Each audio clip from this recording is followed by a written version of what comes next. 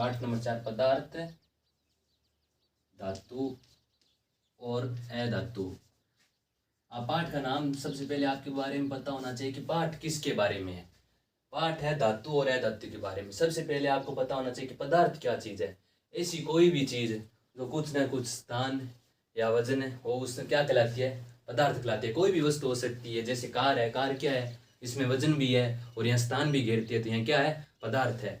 अब आगे हमें पढ़ने हैं इस पाठ में धातु और अधातु के बारे में। हम अपने दैनिक जीवन में बहुत सी ऐसी चीज़ें हैं जिनके बारे में देखते हैं, लेकिन हमें पता नहीं होता है कौन सी धातु है और कौन सी अधातु है। अब हम पढ़ेंगे धातुओं और अधातुओं के रासायनिक एवं भौतिक गुण। अब सबसे पहले भौतिक गुण कौन से होते हैं और रासायनिक गुण कौन से होते हैं। तो देखिए भौतिक गुणों के बारे में, जैसे कोई वस्तु है जो चमक रही है और उसका पता चल रहा है कि ये कठोर है, तो ये कौन से गुण होंगे, भौतिक गुण। और रासायनिक गुण जो रासायनिक अभिक्रियाओं द्वारा होते हैं वह रासायनिक गुण कहलाते हैं। सबसे पहले हम धातुओं को पढ़ेंगे रासायनिक गुणों के बारे में। रासायनिक गुण में सबसे पहले आता है, हमें कुछ ऐसे गुण पता है, जैसे धातुओं का हमें क्या पता चलता है कि रासायनिक गुण में और भौतिक गुणों में अंतर स्पष्ट हो जाता है। पहले देखो आप, धातुओं का पहला गुण है भौतिक गुणों में अज्ञातवर्धनीयता। आप देखो अज्ञातवर्धनीयता क्या होता है, सबसे पहले आपको यह पता होना चाहिए।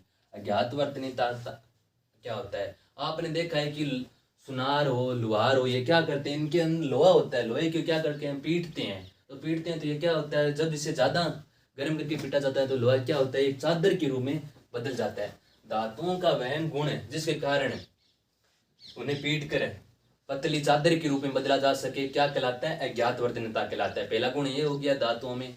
अब दूसरा गुण धातुओं में क्या होता है, दूसरा गुण पाया जाता है इनमें तन्यता।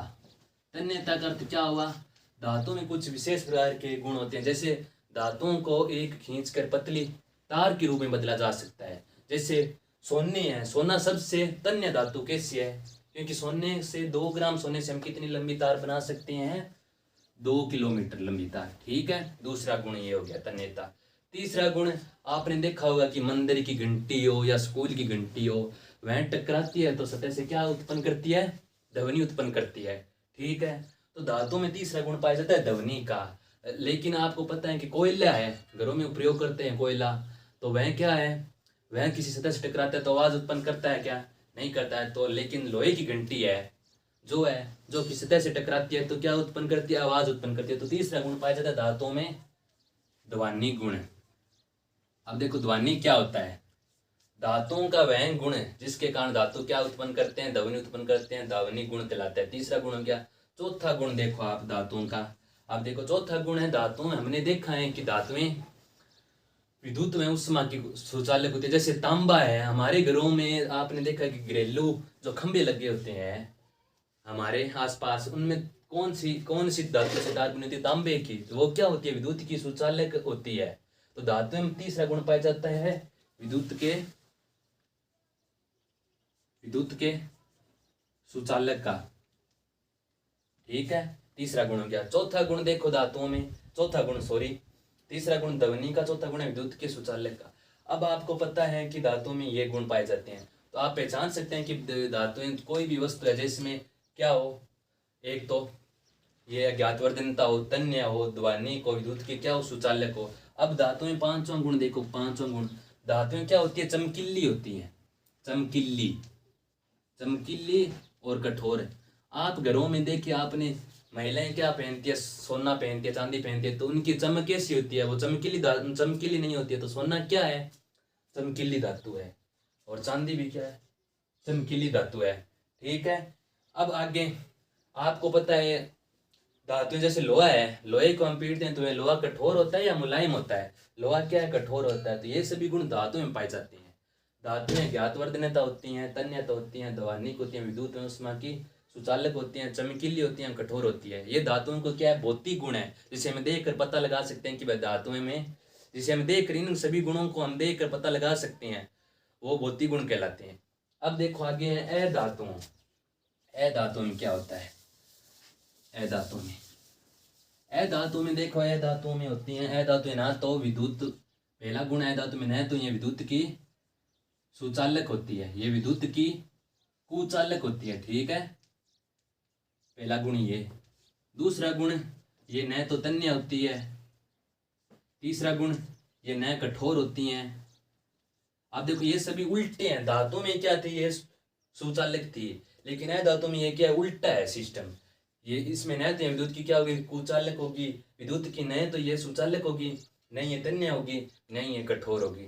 ठीक है, अब आगे चौथा पॉइंट।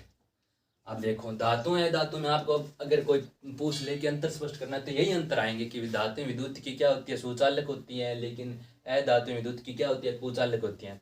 अब देखो आगे, ऐसे पदार्थ जो उष्मा में विद्युत के क्या होते हैं, कुचालक होते हैं या कठोर नहीं होते हैं, वो क्या कहलाते हैं, अधातु कहलाते हैं।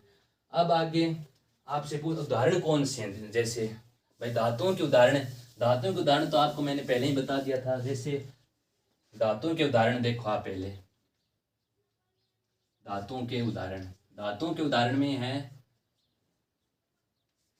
चांदी, सोना, चांदी, सोना, लोहा, तांबा, ये सभी क्या है, ये धातुओं के उदाहरण है।